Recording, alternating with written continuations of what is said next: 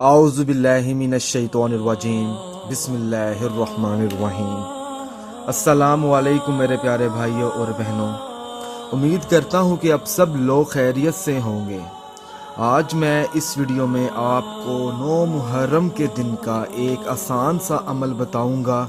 अगर आपके घर में रिज़्क का मसला है या आपकी रोज़ी में बरकत नहीं होती या आपके घर में बरकत नहीं है, तो आप चाहते हैं कि आपके घर में रिज़्क भी हो, बरकत के डेरे हों अल्लाह पाक की तरफ से, तो आपने ये 9 मुहर्रम के दिन असर की नमाज अदा करने के बाद सिर्फ 15 से 20 मिनट का वजीफ़ा कर लेना है। तो इंशाल्लाह ताला आपको अपने मतलूबा मकसद में कामयाबी मिल जाएगी। ठीक है, इजाज़त आम है, आप कर सकते हैं, आपको मुझे बताने की कोई ज़रूरत नहीं है। बस जब भी आप ये अमल करें, अल्लाह पाक की ज़ात के लिए ये अमल करें, अल्लाह का नाम लेकर बिस्मिल्लाहिर्रहमानिर्रहीम। उसके बाद सबसे पहले आपने 133 मरतबा या अल्लाह या अल्लाह या अल्लाह मदद फरमा, या अल्लाह मेरे घर में बरकत नाजिल फरमा, आपने इस तरह कर कर 133 मरतबा या अल्लाह का विर्द करना है।